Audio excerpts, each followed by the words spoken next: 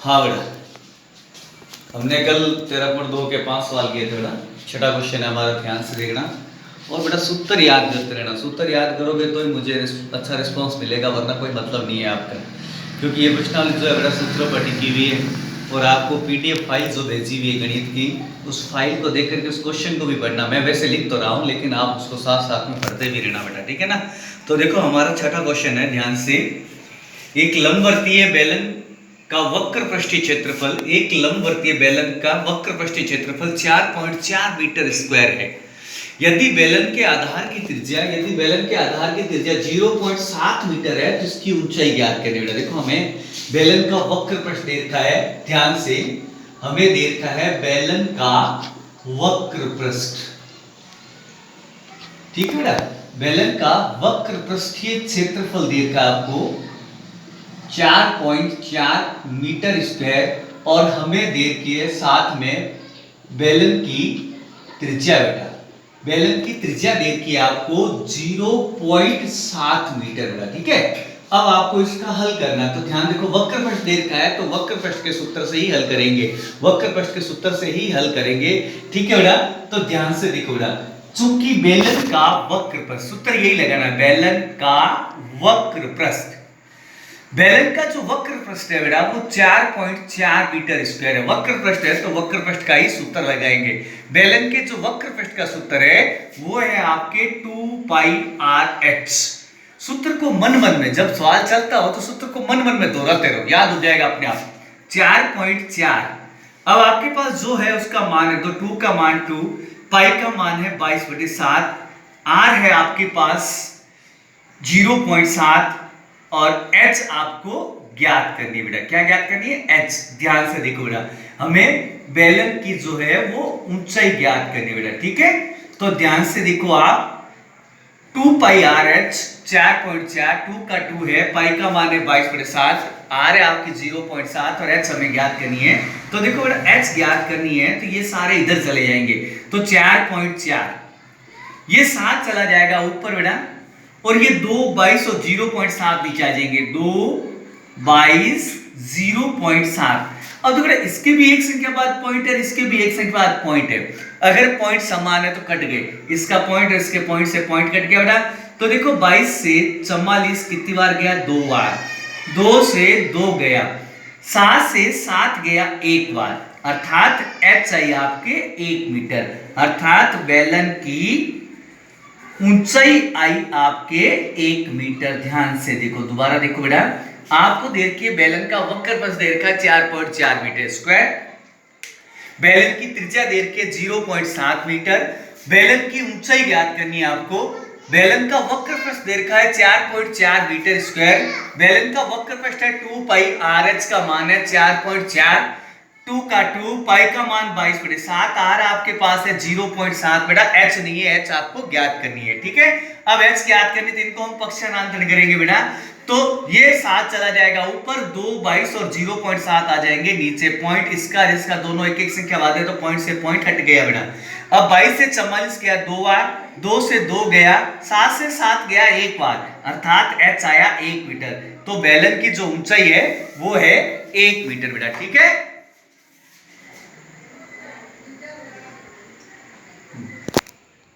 हाँ बेटा, तो देखो 7वां क्वेश्चन है कि किसी वर्ताकार कुएं का आंतरिक व्यास 3.5 मीटर है। वर्ताकार कुआं है, उसका आंतरिक व्यास कुएं के अंदर, क्योंकि कुएं के बाहर तो माप ही नहीं सकते, बाहरी व्यास क्या है वो तो बोलते जमीन के अंदर होता है बेटा, इसलिए उसका आंतरिक व्यास माप सकते हैं, अंदर घेरे को माप सकते हैं। उसका आंतरिक व्यास जो है वो 3.5 मीटर है और ये 10 मीटर गहरा है। गहरा मैंने आपको एक बार पहले भी बताया था कि अगर हम इस आंगन को बैठ करके छत देखते हैं तो वो ऊंची लगती है, और छत पे बैठ करके अगर हम आंगन देखते हैं बेटा तो वो गहरा लगता है। तो इस कमरे की ऊंचाई में कोई फर्क नहीं पड़ेगा, इसका मतलब गहराई ही ऊंचाई है। तो ये 10 मीटर गहरा है, तो इसके अंदर ज्ञात करने 2 क्वेश्चन ज्ञात करने, एक तो ज्ञात करना है आंतरिक वक्र पृष्ठ, उसका आंतरिक वक्र पृष्ठ क्या है एक, दूसरा ज्ञात करना है कि अगर उसका 40 रुपए प्रति वर्ग मीटर की दर से, मीटर स्क्वायर की दर से उसके वक्र पृष्ठ पर, यानी कि उसका जो आंतरिक वक्र पृष्ठ है उस पर प्लास्टर करवाने का व्यय ज्ञात करना बेटा। तो ध्यान से देखो इसको इधर, तो देखो बेटा कुएं का आंतरिक व्यास, कुएं का जो आंतरिक व्यास है वो 3.5 मीटर है बेटा, ठीक है। अब व्यास 3.5 मीटर है तो त्रिज्या तो व्यास की आधी होगी, 3.5 बट्टा 2। आप 3.5 बट्टा 2 भी रखते हो, और अगर आप चाहो तो इसको 35 बट्टा 20, क्योंकि देखो पॉइंट हटाएंगे तो जीरो बढ़ जाएगी, ये भी रख सकते हो। आप चाहो तो इसको दोनों को देखो 5 के पार्ट से करते हैं, 7 बट्टा 4 मीटर भी रख सकते हो, यानी कि यार 3.5 भी रख सकते हो, पॉइंट हटाते हो तो जीरो आ जाता है, तो 35 बट्टा 20 भी रख सकते हो, 5 के पार्ट से करता है तो 7 बट्टा 4 भी रख सकते हो। और इसकी जो गहराई है, अर्थात कुएं की जो ऊंचाई है, कुएं की गहराई जो है वो है बेटा आपकी 10 मीटर, ठीक है। अब आपको इसके अंदर पहला ज्ञात करना है आंतरिक वक्र पृष्ठ, कुएं का आंतरिक वक्र पृष्ठ, कुएं का आंतरिक वक्र पृष्ठ। अब कुआं बेलनाकार है बेटा, कुआं किस आकार का है, देखो लंबा भी है, गहरा भी है, वर्ताकार भी है, ठीक है ना, लंबवर्तीय आकृति है, तो कुआं क्या है, बेलनाकार है। तो बेलन का वक्र पृष्ठ, बेलन का वक्र पृष्ठ होता है बेटा 2 पाई आर एच, ठीक है। 2 का 2, पाई का मान 22/7, आर है आपके पास 7/4, एच है आपके पास 10। अब देखो ना, 7 से 7 गया, 2 से 4 गया 2 बार, ठीक है, और 2 से 10 गया 5 बार, 2 से 10 गया 5 बार।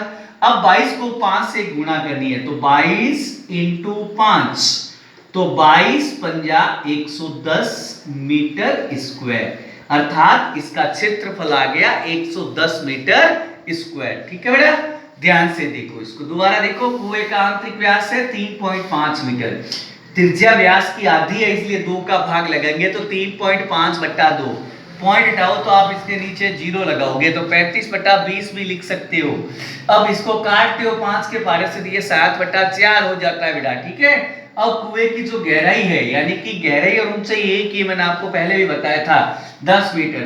कुएं का आंतरिक वक्र पृष्ठ हो गया 2 पाई आर एच, कुआं बेलनाकार है इसलिए बेलन का वक्र पृष्ठ 2 पाई आर एच।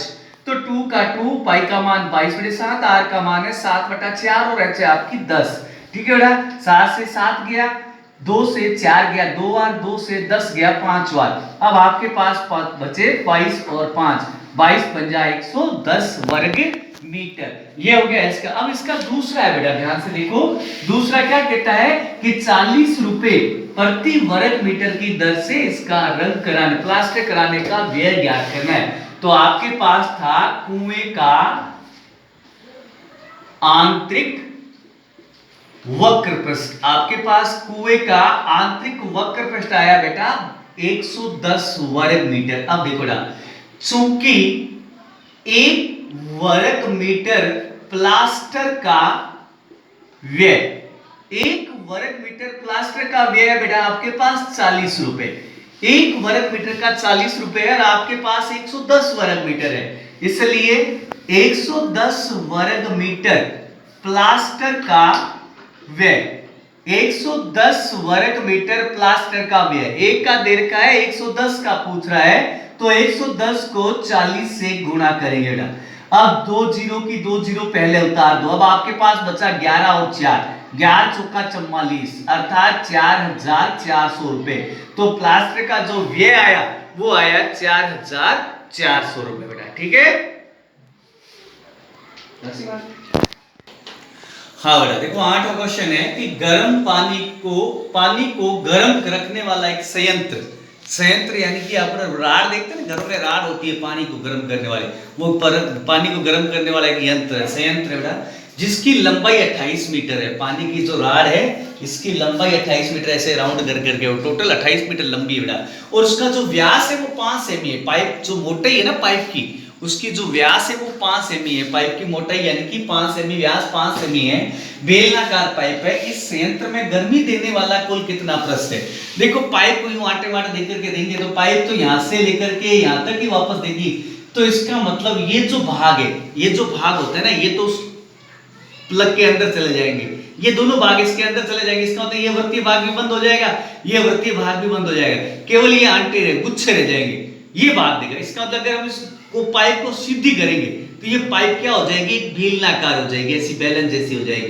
तो ये बेलन जैसी पाइप होगी ना बेटा, इसका मतलब ये पाइप और ये भाग तो उसके कॉक में ऊपर चले जाएंगे, तो केवल ये भाग पानी को गर्म करेगा, यानी कि ये वक्र पृष्ठ। इसका मतलब उस पाइप का हमें वक्र पृष्ठ ज्ञात करना है, यानी कि संयंत्र में गर्मी देने वाला कुल कितना पृष्ठ है, यानी कि वक्र पृष्ठ। तो ध्यान से देखो बेटा,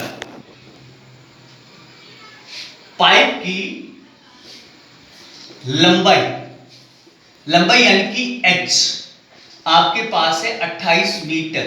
अब आप इसको चाहो तो सेंटीमीटर में चेंज कर सकते हो बेटा, देखो तो 28 × 100 अर्थात 2800 सेंटीमीटर होगी। और इसकी जो पाइप का व्यास है बेटा, पाइप का व्यास है आपके पास 5 सेंटीमीटर, तो त्रिज्या व्यास की आधी, तो 5 का आधा 5/2 सेंटीमीटर। तो पानी को गर्म करने वाले पृष्ठ का क्षेत्रफल।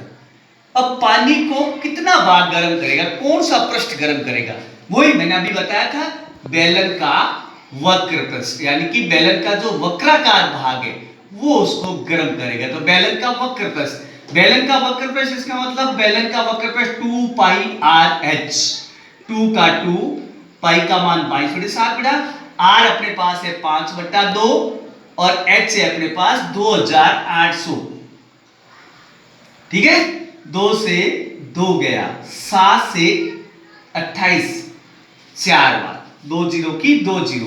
अब आपके पास जो बचे उनका गुणा कर दो, 22 बचा, 5 बचा, 400 बचा, तो 22 पंजा 110 इंटू 400। अब टोटल जीरो है आपके पास 1 2 3 जीरो बेटा, 11 को 4 से 11 चौका 44, अर्थात आप चाहो तो इसको यूं सेंटीमीटर में लिख सकते हो। आपकी इच्छा इसको मीटर में बदलना है तो आप इसको मीटर में बदलने के लिए क्या कर सकते हो बेटा, इसमें 10,000 का वर्ग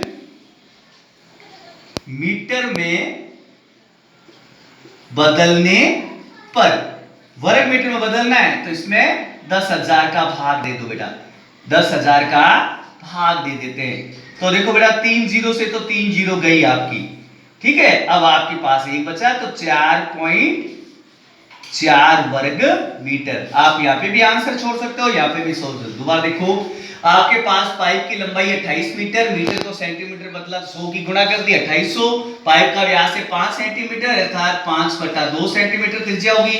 पानी को गर्म करने वाले पृष्ठ का क्षेत्रफल, पानी को बेलन का वक्र पृष्ठ गर्म करेगा, वक्राकार भाग करेगा, तो वक्र पृष्ठ का क्षेत्रफल है 2πRh, 2 का 2, पाई का मान 22/7, r आपके पास 5/2 और h है 2800, 7 से 28 गया 4 बार, 2 जीरो के 2 जीरो, 2 से 2 गया बेटा 22, 5 और 400 बचे, 22 को 5 से 22 पंजा 110।